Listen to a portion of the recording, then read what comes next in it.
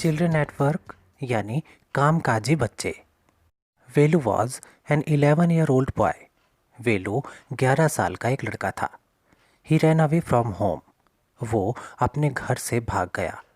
Because his father was addicted to drinking. क्योंकि उसके पिता शराब पिया करते थे। He use to beat him and his sister. जो वेलू के पिता थे वो वेलू को भी पीटा करते थे और उसकी बहन को भी। And snatched whatever they earned. और दोनों भाई बहन जो कुछ कमा कर लाते थे उसके पिता वो सब छीन लिया करते थे। When he reached the Chennai station by Kanyakumari express. घर से भागकर जब वेलू कन्याकुमारी एक्सप्रेस में सफ़र करते हुए चेन्नई स्टेशन पहुंचा, ही गॉट डाउन। वो ट्रेन से उतरा and sat on a bench. और एक बेंच पर जाकर बैठ गया। He had never before seen so many people. उसने आज से पहले इतने सारे लोगों को कभी नहीं देखा था। The noise was terrible. शोर बड़ा ही भयानक था। He was feeling tired, miserable and hungry. वो बहुत ही ज़्यादा थका हुआ, miserable यानी कि असहाय। ये एक ऐसी स्थिति है जिसमें ऐसा महसूस होता है कि हमारी सहायता कोई नहीं करेगा। उसे असहाय होने की स्थिति कहा जाता है। और हंग्री, और वो बहुत ज़्यादा भूखा भी था। He had neither money nor ticket. ना तो उसके पास पैसा था और ना ही ticket. Suddenly he heard the rough voice of a girl around his own age. अचानक उसने एक कर्कश आवाज़ सुनी एक लड़की की जो कि उसी की एज की थी, उसी की उम्र की थी।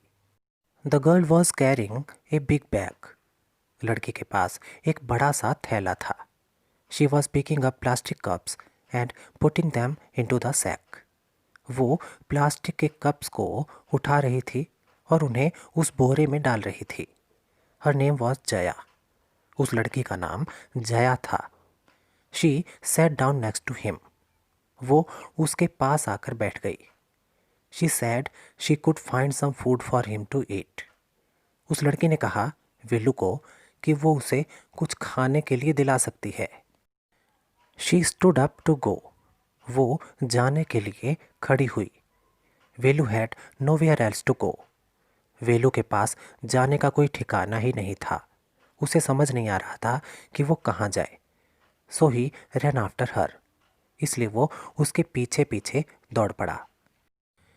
She took him on to a bridge. वो उसे एक पुल पर लेकर गई। Velu peeped over the railing. Velu ने रेलिंग के ऊपर से झांका। Jaya warned him not to get caught. Jaya ने चेतावनी देते हुए उससे कहा कि पकड़े मत जाना, otherwise he would be in jail. नहीं तो वो यानी वेलू सीधा जेल में ही मिलेगा। His bare feet burned on the hot tar road as he walked.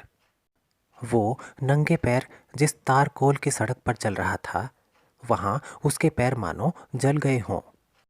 They finally stopped in front of a big building. आखिरकार वो एक बड़ी बिल्डिंग के आगे आकर रुके। Behind the hall was a garbage heap. Building के पीछे एक बड़ा सा कूड़े का ढेर था। The girl picked up a crushed banana and a vada which Velu ate unwillingly. उसी लड़की ने यानी जया ने उसी कूड़े के ढेर से एक कुचला हुआ बनाना यानी केला और एक वड़ा निकाला जिसे वेलू ने इच्छा ना होते हुए भी खा लिया। He felt better. उसे अब अच्छा महसूस हुआ। Jaya and Velu walked along the roads. Jaya और वेलू सड़क के साथ साथ चलते रहे। And came to a bridge. और वो एक पुल पर आकर रुके। Across a dirty drain. एक गंदे नाले को पार करके। They came to a row of huts. वो एक ऐसी जगह आकर रुके जहाँ पर झोपड़ियों की कतारें थी।